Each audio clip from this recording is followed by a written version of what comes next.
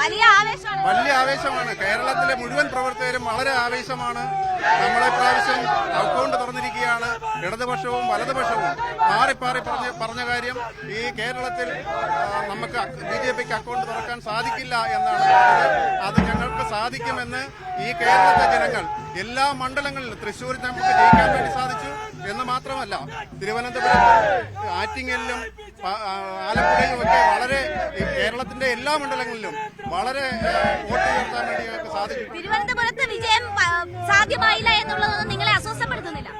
തിരുവനന്തപുരത്ത് വിജയം നമ്മൾ ശരിക്കും വിജയിക്കേണ്ടതായിരുന്നു. ചില കാരണങ്ങൾ അത് വിജയിക്കാൻ വേണ്ടിയിട്ട് ഞങ്ങൾക്ക് സാധിച്ചിട്ടില്ല. ചെറിയ വോട്ടിന് ഏതാണ്ട് 16,000 വോട്ടിനാണ് നമ്മളിവിടെ പരാജയപ്പെട്ടത്.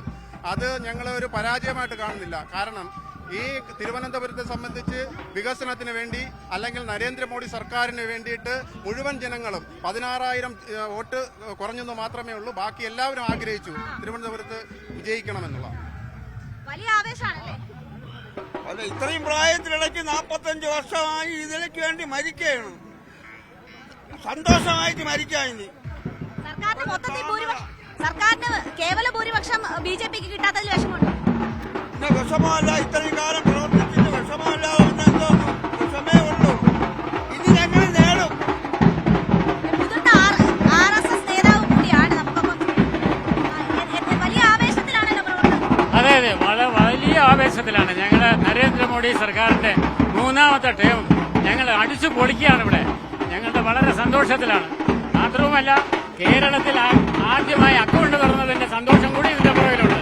മാത്രവുമല്ല, ഈ നിയോജക മണ്ഡലത്തിൽ ഞങ്ങൾ 1ാം സ്ഥാനത്ത് വന്നതിന്റെ സന്തോഷവും ഇതിനോടൊപ്പം തുടങ്ങുകയാണ്. അതാണ് ഞങ്ങളുടെ സന്തോഷം.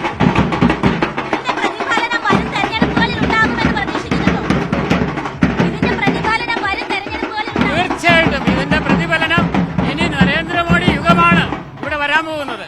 ഭാരതീയ ജനതാ പാർട്ടിയുടെ സുവർണ കാലഘട്ടമാണ് ഇനി വരാൻ പോകുന്നത്.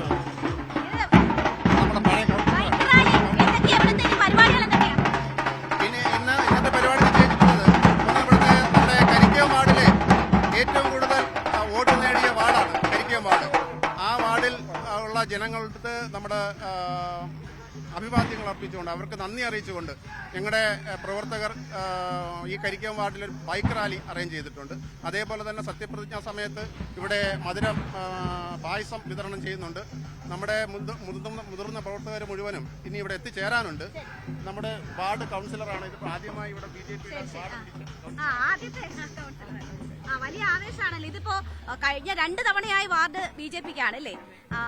മേയറെ നിർത്തി, മുൻ മേയറെ നിർത്തിയിട്ട് പോലും BJP നേടി. അങ്ങനെ ഒരു ശക്തി പ്രകടനം കൂടിയാക്കുവാണ് നിങ്ങൾ? തീർച്ചയായിട്ടും എല്ലാവരും വളരെ ആവേശത്തിലാണ്. നരേന്ദ്രമോദിജി 3ാമതും പ്രധാനമന്ത്രിയായിട്ട് സത്യപ്രതിജ്ഞ ചെയ്യണം. അപ്പൊ അതിന്റെ എല്ലാം ആവേശം എല്ലാ പ്രവർത്തകർക്കും ഉണ്ട്. ഇനിയിപ്പോ തദ്ദേശ തെരഞ്ഞെടുപ്പ് വരുന്നു. ആ ഘട്ടത്തിലൊക്കെ ഇത് വലിയ ആവേശം നൽകും 3ാമതും മോദി വരുന്നതെന്നാണോ നിങ്ങൾ പ്രതീക്ഷിക്കുന്നത്? തീർച്ചയായിട്ടും. കാരണം നമ്മുടെ വാർഡിലെല്ലാം വൻ ഭൂരിപക്ഷമാണ് ഇപ്പോഴത്തെ BJPയുടെ സ്ഥാനാർത്ഥിക്ക് കിട്ടിയിട്ടുള്ളത്. വോട്ട് നന്നായിട്ട് കൂടിയിട്ടുണ്ട്. തീർച്ചയായിട്ടും വളരെയധികം പ്രതീക്ഷയിൽ തന്നെയാണ്. ഞങ്ങൾക്ക് സന്തോഷമേ ഉള്ളൂ. 3ാമത്തെ പ്രാവശ്യം വന്നതിൽ ഭയങ്കര സന്തോഷമാണ് ഞങ്ങൾക്ക്. കൂടെ വരും നമ്മൾ. വലിയ ആവേശം. ഇവിടെ നേരത്തെ തന്നെ BJPക്കുള്ള ഭയങ്കര ശക്തമായ ഇടമാണ്. ഇവിടെ 3ാമത് മോദി വരുമ്പോൾ ആ ആവേശം കൂടുകയാണ്. തീർച്ചയായിട്ടും നമ്മുടെ ഈ വാർഡിനെ സംബന്ധിച്ച് നമ്മൾ 2 ടേണായിട്ട് നമ്മുടെ BJPയുടെ വാർഡ് കൗൺസിലറാണ് ഇവിടെ ഉള്ളത്. ഈ കഴിഞ്ഞ നിയമസഭാ ഇലക്ഷനും ഈ പാർലമെന്റ് ഇലക്ഷനും വീണ്ടും നമുക്ക് ജനങ്ങൾ വൻ ഭൂരിപക്ഷത്തിൽ നമുക്ക് ലീഡ് രാജീവ് ചന്ദ്രശേഖരനെ ഒരു മുന്നേറ്റത്തിന് വേണ്ടിയിട്ടുള്ള ലീഡ് നമ്മൾക്ക് ഈ വാർഡിൽ തന്നെ ജനങ്ങൾ തന്നിട്ടുണ്ട്. അതിന്റെ നന്ദി അറിയിച്ചുകൊണ്ടും മോദി വീണ്ടും 3ാമത് വരുന്നതിനുള്ള ഒരു സന്തോഷം അറിയിച്ചുകൊണ്ട് നമ്മുടെ ബൈക്ക് റാലി അങ്ങനെ വിവിധ ആഘോഷ പരിപാടികൾ നമ്മുടെ പ്ലാൻ ചെയ്തിട്ടുണ്ട്. BJPക്ക് ഒറ്റയ്ക്ക് കേവല ഭൂരിപക്ഷം കിട്ടാത്തത് വിഷമമൊന്നുമില്ല. കേവല ഭൂരിപക്ഷം കിട്ടാത്തതിൽ വിഷമമില്ല. എന്നാലും നമ്മളല്ല ഇപ്പം ഭരിക്കുന്നത്. നമുക്ക് ഭരിക്കില്ല, ഒറ്റയ്ക്ക് ഭരിക്കില്ല. 240ഓളം സീറ്റ് കിട്ടിയില്ലേ? സന്തോഷം, ഒരുപാട് സന്തോഷം. ഈ സർക്കാർ ഇനി ഭയങ്കര പ്രശ്നങ്ങളിലൊക്കെ ആകും, ഘടകകക്ഷികളുമായിട്ടൊക്കെ അങ്ങനെയൊക്കെ പറയുന്നതിനകത്ത് ഇല്ല, പറയുന്നവർ പറയട്ടെ. 5 വർഷം മോദി തേച്ചിരിക്കും.